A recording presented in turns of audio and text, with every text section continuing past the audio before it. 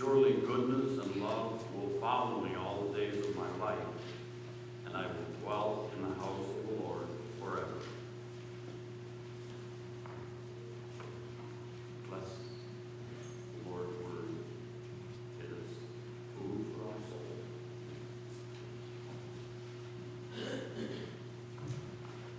I'm a King James Version guy at heart. Surely goodness and mercy shall follow me all the days of my life. It's what I grew up with. You can interchange the two words, mercy and love. I want to take the 6th verse, 23rd Psalm, the last one here in the series that we started in first Sunday of Lent, back at Psalm 23:1, and see the appropriateness of this verse for this day, Resurrection Sunday. Talk to you about 3 things. God is watching over me. His grace is working in me. And heaven is waiting for me. Have you ever heard someone say, doesn't matter who they are, something bad happens to them, and they will respond with, well, all things work together for good. Well, Romans 8:28 says, all things work together for good for those who love God and are called according to his purpose, is the King James again. Romans 8:28 in the NIV says, we know all that happens to us is working for our good if we love God and are fitting into his plans. Not everything works out for good for everybody. Sometimes things work out for bad. They're devastating. They're horrible.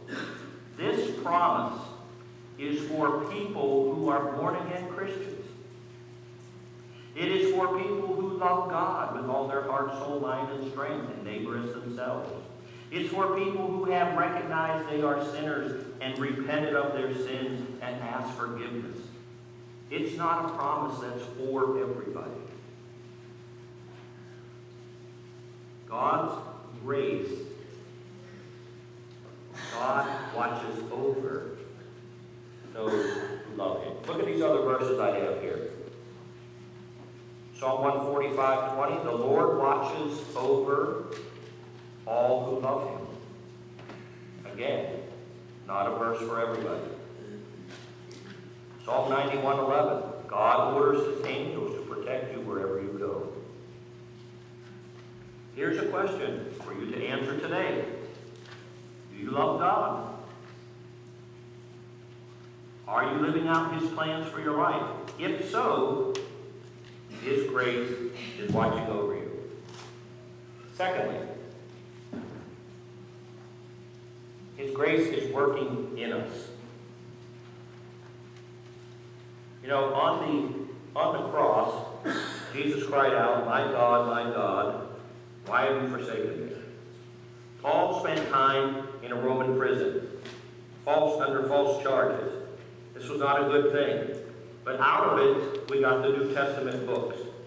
Goodness followed a bad thing because Paul loved God. He loved Jesus. He was working out his plan for his life. Who remembers from a previous sermon the acronym for grace? What does it spell out? You get to stay after and help me clean the blackboards. All right? I never had a teacher. I was never a teacher's pet. I always wanted to get asked to stay after and help erase the blackboards, and I never got asked. That'll be another sermon someday. God's riches at Christ's expense. Look at these verses I have to go with that. Isaiah 60:10, I will have mercy on you through my grace. Now here's a paraphrase of the 103rd Psalm, verses 2 through 11.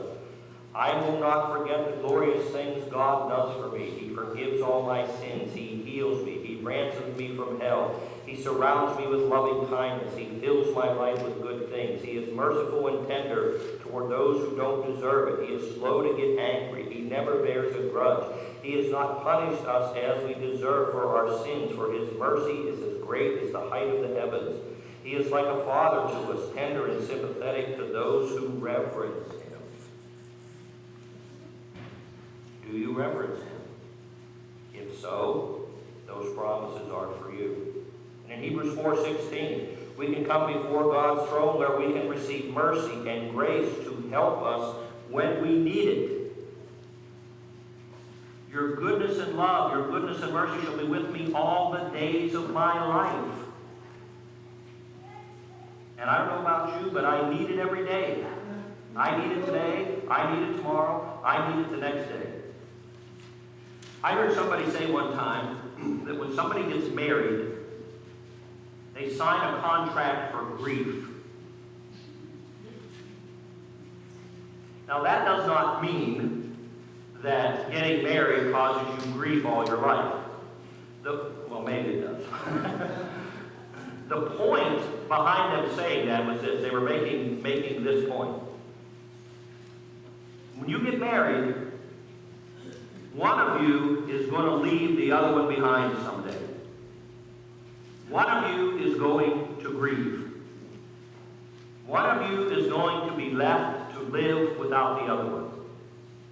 If you're a woman, unless you married a man 8 to 10 years younger than you, you're probably going to be a widow. Women outlive men at least 8 to 10 years. So if you're still at the age where you're looking, you're 30 years old, look for a guy in his 20s. If you're 16, every time you see an 8-year-old, think, maybe someday. When he grows up. Okay? But what do most of us do? We marry someone around our age. All right? Mary and I are 8 months apart. I'm 8 months older than her. I want you to know this. Whether it's losing your spouse, a sibling, a parent, God forbid, a child, his mercy, his grace will be with you all the days of your life. My dad's been gone about 7 years now, and my mother has said to me several times, I wish I had gone first. I think your dad could have handled living without me easier than I'm handling it without him.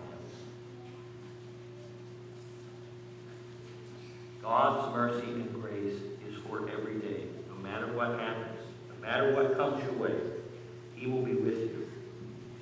Thirdly, heaven is waiting for me. I will dwell in the house of the Lord forever. I am very happy. It's much comfort to know that whatever I go through now, God will help me. But you know what? I am really happy that this is not the end. I was over at the Graff Hospital Adult Daycare Friday morning before our noon service here. I do a service for them at 10:30. And we sang the song Amazing Grace. The last verse of Amazing Grace is, we've been there 10,000 years, bright shining as the sun.